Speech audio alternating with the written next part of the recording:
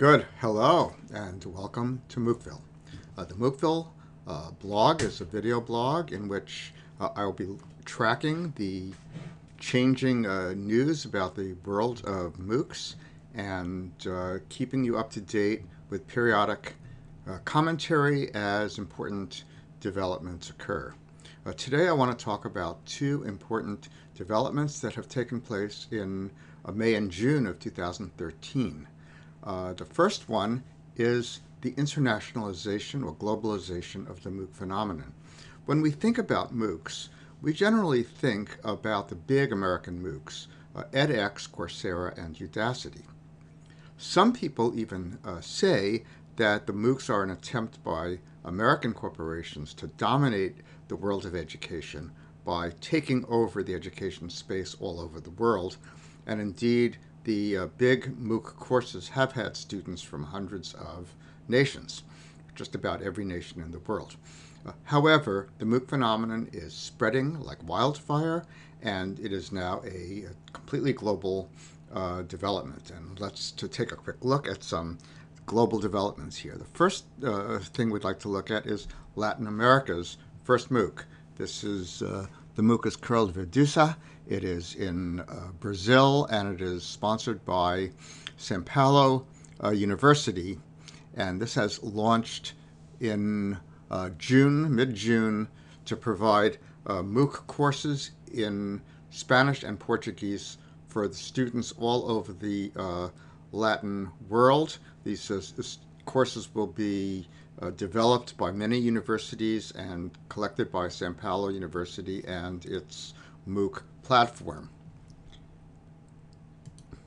Now, Europe is not far behind. The European MOOC world is developing rapidly. Germany is the leader in the MOOC world in Europe, but other nations are developing their own MOOC platforms with courses in their languages. German MOOC platform has been sponsored by the Stifterbund für die Deutsche Wissenschaft, and this is the association or university association for German science. It has produced a MOOC platform called iVersity, and it has launched many MOOCs, and they're very, very popular throughout Germany. And iVersity has recently announced a competition so that people can create courses or create course proposals and get funded to create courses in the MOOC format for iVersity. These will go all over the German-speaking world. Now, edX has partnered with universities throughout Asia. We can see this, if I can get this going here. The University of Hong Kong, Hong Kong University of Science and Technology, Kyoto University, Peking University, Seoul National University, Tsinghua, the University of Queensland in Australia, and many other major Asian and Australasian universities. So that through edX, the Asian universities have made an inroad into the MOOC platforms that are run by U.S. organizations. Here we have a story about Australian MOOCs. Australian MOOCs have become very popular, and among other universities that are active in MOOC development, Deakin University is one leader, and in fact they have developed their own MOOC platform because Deakin has always been an Australian leader in the online space.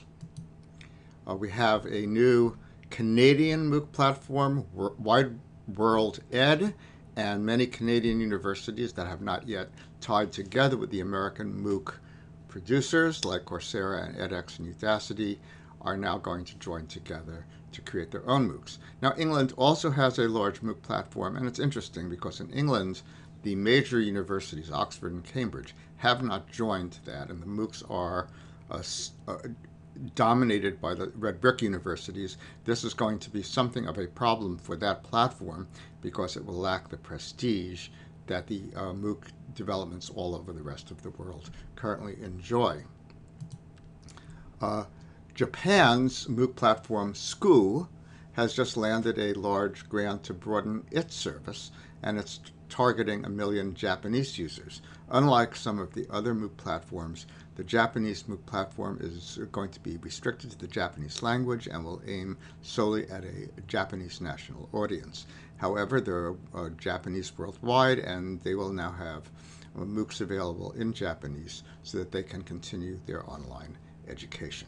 So the bottom line of this story is MOOCs are no longer primarily an American phenomenon. They are spreading all over the world, and within a year, I would say, all of the world's most dominant languages and the most dominant nations in the world will be active participants and competitors in the MOOC world. So the MOOCs are no longer really to be associated with the United States. So that's our first story, the globalization of MOOCs. Now, here is a second story that I think is equally important. And this story tells us that edX is now partnered with the International Monetary Fund to bring financial courses to the masses. This story is another story from June. This is from June 22nd. Now, what is the importance of this story? The IMF and many other non-governmental international organizations have very extensive courseware for their members. The IMF produces 100 or more training courses for international bankers that are used by the member nations who participate in the IMF. But the IMF is not alone here. Many important non-governmental organizations produce their own training courseware. These courses typically do not carry credit, but they are very valuable, high-level courses at a high graduate level for the already well-educated people who work in these member organizations. Up till now, universities have had a kind of monopoly on offering credit for higher education and credit toward degrees, but other organizations offer courses of the same level of academic quality. What is the important takeaway from this development is that the boundary between the world of non-governmental organizations and universities will be blurred, because aggregators will now come into this space and will package MOOC courses carrying certificates, and they will eventually be able to make these university degree equivalents, meaning that the universities will lose their monopoly on producing courseware for credit.